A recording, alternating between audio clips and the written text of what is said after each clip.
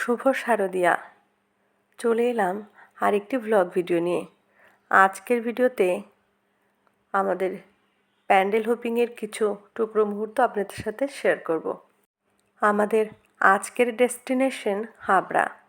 হাবড়ার বিভিন্ন জায়গায় আমরা আজ ঘুরব, সেই সাথে একটু খাওয়া দাওয়া, প্রচুর মজা আড্ডা। সম্পূর্ণ ব্লগটিতে সাথে থাকবেন, আশা করি আপনাদেরও খুব ভালো লাগবে, কারণ আমাদের সাথে সাথে আপনাদেরও কিন্তু ঘোরা হয়ে যাবে। আমরা সম্পূর্ণ ঠাকুরগুলো প্যান্ডেলগুলো দেখে উঠতে পারিনি, কারণ যথেষ্ট সময় আমাদের হাতে ছিল না। যতটা পেরেছি, সেই সাথে আর একটা অনুরোধ রইল, অনুরোধই বলবো, কারণ আমি যে জিনিসটা সাফার করেছি আমি চাই না আপনারা করুন। নতুন জুতো পরে প্লিজ ঠাকুর দেখতে যাবেন না, কারণ পায়ের অবস্থা খুবই খারাপ হয়ে যাবে আর মনটাও খারাপ হয়ে যাবে, যেহেতু পায়ে ব্যথা করবে। বাইরে প্রচণ্ড গরম, তাই সবসময় চেষ্টা করবেন কমফোর্টেবল ড্রেস এবং জুতো পরার জন্য, তাহলে কিন্তু ঠাকুর দেখে আনন্দ পাবেন।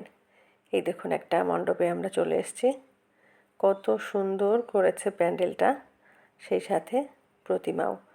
আসলে এখনও সেইভাবে পুজো শুরু হয়নি, বিশেষ করে আমাদের এদিকটায়। কলকাতার বিভিন্ন জায়গায় কিন্তু অনেক আগে থেকেই শুরু হয়ে গেছে, কিন্তু আমাদের এখানে এখনও কিন্তু মণ্ডপের কাজ চলছে। সম্পূর্ণ কাজ কিন্তু সম্পন্ন হয়নি। ওই দেখুন, বিক্ষিপ্তভাবে সব জিনিস এদিকে ওদিকে পড়ে আছে। এখনও প্যান্ডেলের কাজ চলছে। এই পুজোটা সমাপ্ত করে আমরা চলে গেলাম অন্য আরেকটি পুজো প্যান্ডেলে। আর একটা বিষয়, ঠাকুর দেখতে গেলে কিন্তু প্রচুর ধৈর্যের প্রয়োজন। যাদের ধৈর্য নেই তারা কিন্তু যাবেন না। আর সাথে যদি ছোট বাচ্চা কাচ্চা থাকে, মানে ভালো বাচ্চারাও থাকে, তারা বেশ সুন্দর ঘোরে দেখে। আর আমার এই দুটো যাওয়ার জন্য পাগল, এবং গিয়ে মানে অস্থির করে তোলে বাড়ি আসার জন্য।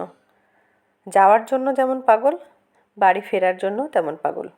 এরা যতটা উৎসাহ নিয়ে যাওয়ার জন্য রেডি থাকে, তার থেকে দ্বিগুণ উৎসাহ নিয়ে থাকে ফেরার জন্য। আর একটু হাঁটলেই কষ্ট হয়ে যায়। আর সেই সাথে খাওয়ার বায়না তো আছেই, শুধু খাই খাই। কার বাচ্চারা এরকম দুরন্ত আর এরকম জ্বালাতন করে, কমেন্টে জানাবেন। আসলে বাচ্চারা অল্পতেই ধৈর্য হারিয়ে ফেলে, ওদের অত ধৈর্য থাকে না। অতি উৎসাহ নিয়ে ঝাঁপিয়ে পড়ে যাওয়ার জন্য। ফেরার বেলায়ও কিন্তু ব্যতিক্রম হয় না। একই উৎসাহ নিয়ে বাড়ি চলো স্লোগান শুরু হয়। কথায় কথায় আমরা কিন্তু আরেকটি সুন্দর মণ্ডপের মধ্যে চলে এসেছি। দেখুন কত সুন্দর ডেকোরেশন করেছে, দেখে কিন্তু চোখ জড়িয়ে গেল। সেই সঙ্গে প্রতিমাও দেখুন, কত সুন্দর প্রতিমা। বাচ্চাদের জন্যই কিন্তু মাঝে মধ্যে এমন নিরুদ্দেশে বেরিয়ে পড়তে হয়, নিরুদ্দেশ যাত্রা। বাচ্চাদেরই তো আনন্দ বলুন। অনেক অনেক জামা হয়, এক এক দিন এক একটা পরে এইরকম পুজো প্যান্ডেলে ঘোরার আনন্দই আলাদা। আমাদের এই রকম সৌভাগ্য হয়নি। আমাদের ছোটোবেলায় এত জামা কাপড়ও হতো না, আমাদের সময় একটা দুটো জামা কাপড় হতো। কিন্তু পুজোর যে আনন্দ, সেই আনন্দ যেমন ছিল, এখন কিন্তু সেই আনন্দটা নেই। পুজো প্যান্ডেলে যাই, ঠাকুর দেখি, এত জাঁকজমক, কিন্তু ছেলেবেলার যে আনন্দ, সেই আনন্দ কিন্তু আর কোথাও খুঁজে পাওয়া যায় না। সেই জন্যই বলে, সোনালি দিনগুলো একবার চলে গেলে আর ফেরত আসে না। আমাদের শৈশব, ছেলেবেলার পুজো, সেই বিষয়গুলোকে ভীষণ মনে পড়ছে। খুবই মিস করি সেই দিনগুলো। এখন রীতিমতো কম্পিটিশান হয়, কোথায় কত ভালো পুজো হয়, কোথায় ভালো প্যান্ডেল হয়, কে কার আগে যেতে পারে, কিংবা কে সেরা এবং কে সেরার সেরা, এই লড়াই চলতে থাকে। কথায় কথায় কিন্তু আরেকটি পুজো মণ্ডপে চলে এসেছি।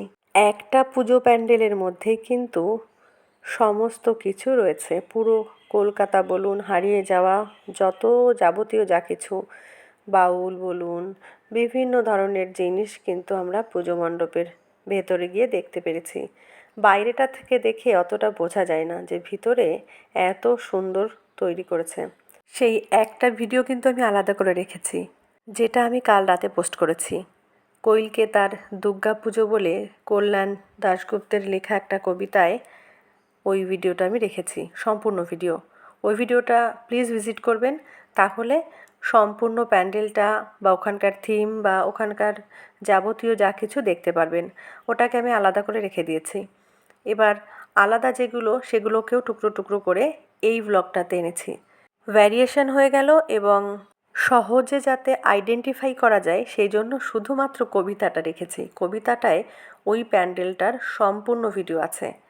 প্লিজ ভিজিট করবেন, আশা করি আশাহত হবেন না, কারণ আমার মনে হয়েছে যতগুলো প্যান্ডেল ঘুরেছি সব থেকে ওই প্যান্ডেলটা সেরা। সেরা বলতে এই জন্যই যে ওখানে গেলে আমাদের পুরনো সব কিছুই মনে পড়ে যাবে, সেই অর্থে বললাম।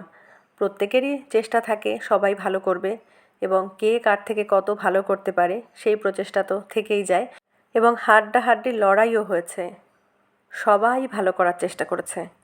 দেখুন কত সুন্দর ডেকোরেশন, কত কষ্ট হয়েছে বলুন তো শিল্পীদের, যারা এই পুজো মণ্ডপ তৈরি করেছেন।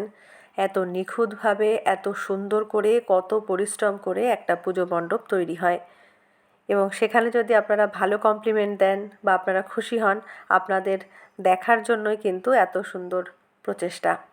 আমার মনে হয় প্রচেষ্টা সার্থক। এই পুজো মণ্ডপটাও দেখুন কত সুন্দর করেছে। আসলে যারা চেষ্টা করে তারা মন থেকে ভালো করার চেষ্টাটাই করে, সেই জন্য সাধুবাদ জানাতে হয়। আজকের ব্লগটি কেমন লাগলো অবশ্যই কমেন্টে জানাবেন। ধন্যবাদ।